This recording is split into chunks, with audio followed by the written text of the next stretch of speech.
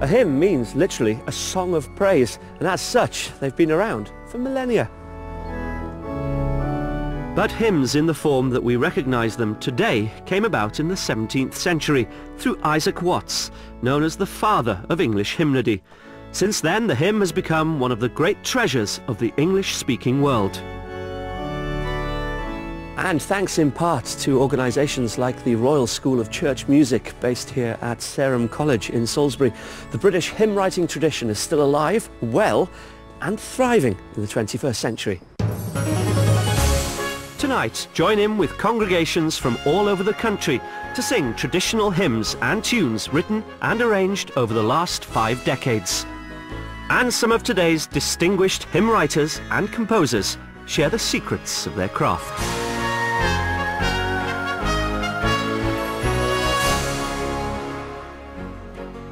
Our first hymn combines words by Anglican vicar Michael Sayward and a tune by schoolmaster and composer John Barnard. They're both prolific hymn writers, but their most famous work is truly a triumph of their combined arts, and it sounds as fresh today as when it was written back in the 1980s.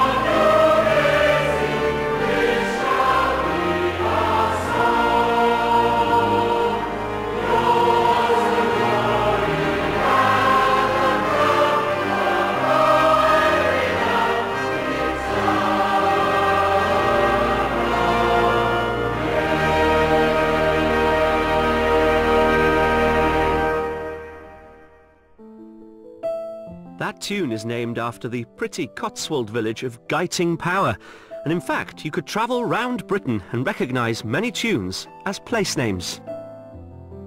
Hymn writers are often very conscious of the community in which they live.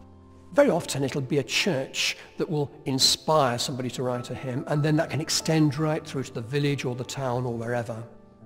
It's a wonderful feeling to be in a congregation singing a hymn. The emotional response, the words and the music, two art forms coming together, I think it's something that's very, very special to me. I think it's very important always to be encouraging new music in church, in all its shapes and forms, all its different styles. There are, of course, some wonderful traditional hymns, and it's very important that we keep those going and that we continue to use those. But at the same time, we should be looking to new influences, new styles, new hymn writers to support the worship of today. Hymn writer Bridget Palethorpe's 2003 hymn, Living in the Light, was set to a tune by Peter Moger. Now precentor of York Minster, When Pam Rhodes met Peter during Advent 2003, he was then vicar of the Huntingdonshire town of Godmanchester. I try to work at integrating music with ministry. Earlier this year, I was asked to write a tune for a new set of hymn words, the hymn Living in the Light. And having sat down at the piano and written the tune, I realised that actually this embodied much of what it felt like to be in this place of Godmanchester, and so that's the name I gave the tune. It's important that people have a sense of belonging, that they know where they can be truly at home. And I think the church has a lot to offer here, in that it can be a real home, a spiritual home for people, a place where they know they can be accepted for who they are, and where they can be fully part of things, part of God's family, the church.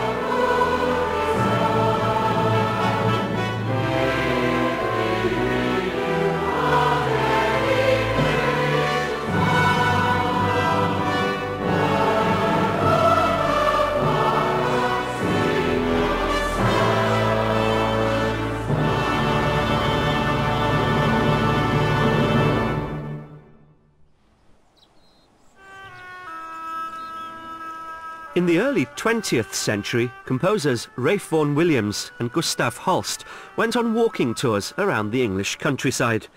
As they travelled, they sought out and collected the traditional folk songs, which are now more famous as the tunes to some of our best-loved hymns. Hymn writer John Bell also sets new words to the traditional folk music of his native Scotland.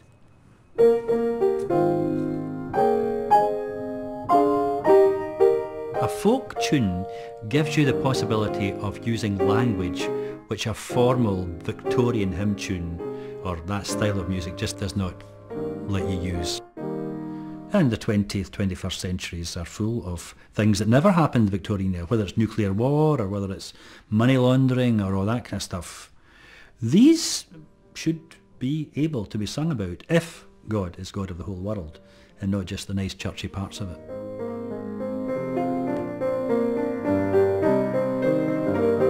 Years ago, my colleague and I were working in Iona Abbey, leading a week, and the healing service at that time was on the Wednesday night, and we knew there weren't many hymns about healing. There was a couple who'd lost a child, there was someone who'd been the victim of abuse, and I suppose knowing that we had a limited number of hymns about healing and realising that these people's experiences were not caught up in the words we would normally sing, well, gave us the kind of impetus to write a new song on this subject.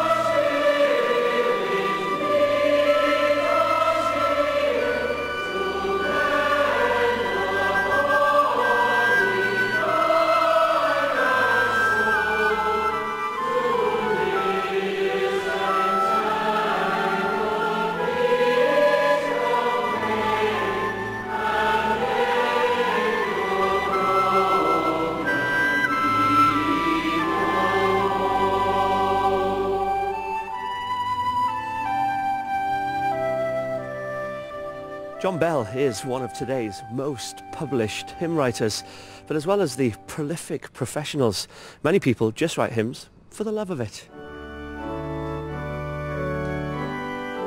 I got into hymn writing really with the help of my wife Elaine, because in retirement she took to writing poetry. Elaine and I are members of the Methodist Church in Shepshed. As a Methodist, obviously have a great affection for the work of Charles Wesley and owe a great debt to him. Obviously I don't presume to supplant anything of that sort, but clearly language has moved on, and I would hope to build on the foundation he's laid and perhaps insert a few new ideas that more easily commends itself to a present generation in the 21st century.